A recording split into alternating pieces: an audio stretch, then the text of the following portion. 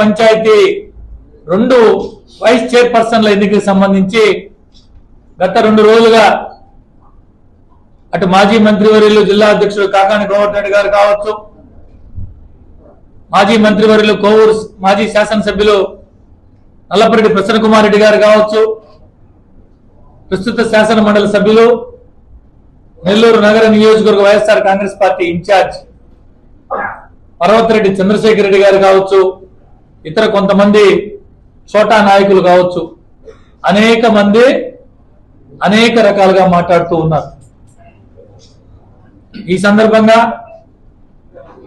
వాళ్ళందరికీ వారితో పాటు జిల్లా ప్రజానికానికి అందరికీ కొన్ని విషయాలు తెలియపరుచుకుంటున్నాం. మేమందరం ఎవరైతే తెలుగుదేశం పార్టీకి మద్దతు ఇచ్చి తెలుగుదేశం పార్టీలో ఉండి మేము డిప్యూటీ మేయర్గా నెల్లూరు నగర కార్పొరేషన్ నుంచి అటు సోదరి తహసీన్ గారిని కానీ, బుచ్చేటిపాలెంలో 2 మున్సిపల్ చైర్పర్సన్లు కానీ మేము ఎన్నుకున్నాం. ప్రజలు మమ్మల్ని ఓట్లేసి గెలిపించిన దానికి వారి వారి ప్రాంతాల్లో అభివృద్ధి చేయాలా, అభివృద్ధి చేయాలంటే అధికార పార్టీ సహాయ సహకారాలు ఉండాలా. కాబట్టి కొంతమంది కార్పొరేటర్లు కౌన్సిలర్లు ఎన్నికలకు ముందే ఈ పార్టీతో విసిగెత్తిపోయి మాలాంటి వాళ్ళం కొంతమంది ఎన్నికలకు ముందే తెలుగుదేశం పార్టీలో చేరాం. కొంతమంది కార్పొరేటర్లు, కొంతమంది కౌన్సిలర్లు తెలుగుదేశం పార్టీ అధికారంలోకి వచ్చిన తర్వాత వారి వారి ప్రాంతాల అభివృద్ధి కొరకు తెలుగుదేశం పార్టీలో చేరడం జరిగింది.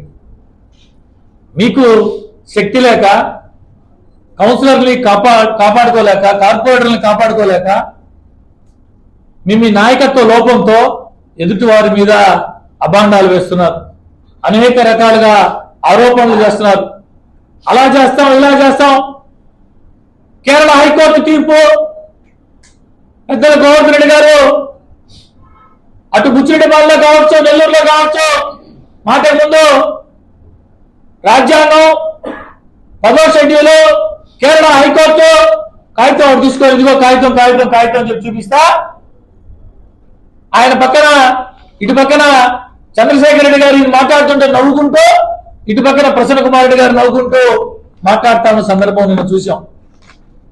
అయ్యా గోవర్ధన్ రెడ్డి గారు, మేమైనా కార్పొరేటర్లం, మేమైనా కౌన్సిలర్లం, లేదా ఇప్పుడు డిప్యూటీ మేయర్లు అయ్యాం. నేనైతే ఎన్నికలకు ముందే గతంలోనే డిప్యూటీ మేయర్గా ఉన్నా.